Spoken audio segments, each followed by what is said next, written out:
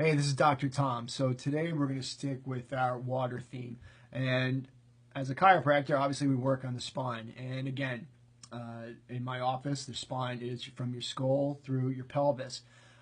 So why is water so important to the overall health of your spine? And the two things I talk about by far the most with my patients are I want proper form of your spine.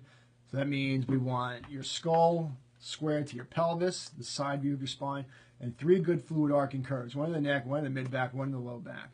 I want all those to be in good, proper order. And we need proper function within those joints of the spine. We've said before, there's 53 joints that make up this spine.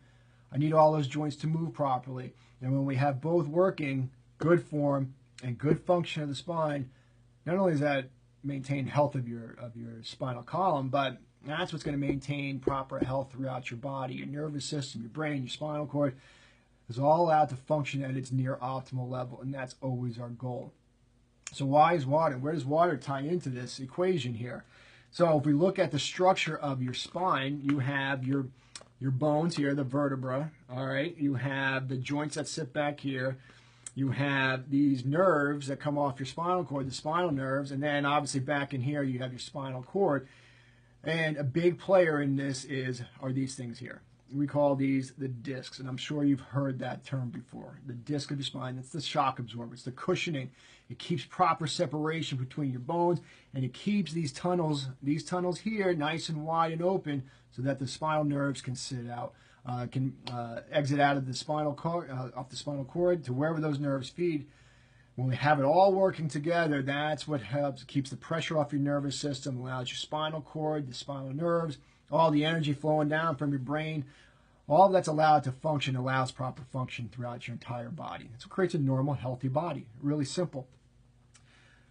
A disc stops receiving blood supply when we're in our early teen years. So approximately 13 years of age, your disc no longer gets blood. So how does it stay healthy?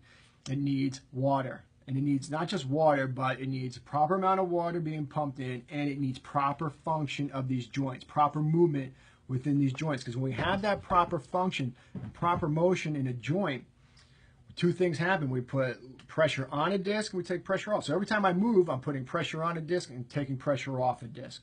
That's how it works. And that loading and unloading is critical. We learned a term back in high school called osmosis. That's what maintains proper health of a disc, that osmosis.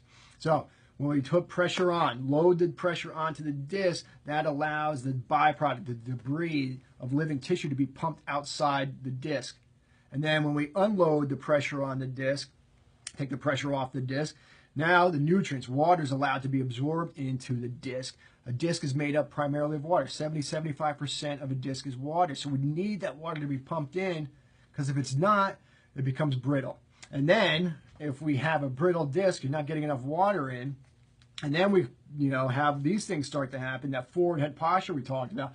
So now we're maximizing the amount of pressure being placed over a brittle disc. Well, you name it, you called it, that's what creates problems. That's what creates problems like a bulging disc, herniated disc. And that starts to stress out your nervous system. So now we're causing problems not just in the spine, but health problems throughout your body. So imperative to be pumping enough water into your body, 1 ounce of water per half your body weight. Make sure your spine is moving, because when you're doing all of that, when it's moving properly, when you're getting enough water being pumped in, not only creates good health of your spine, but allows the rest of your body to be functioning at a really high level.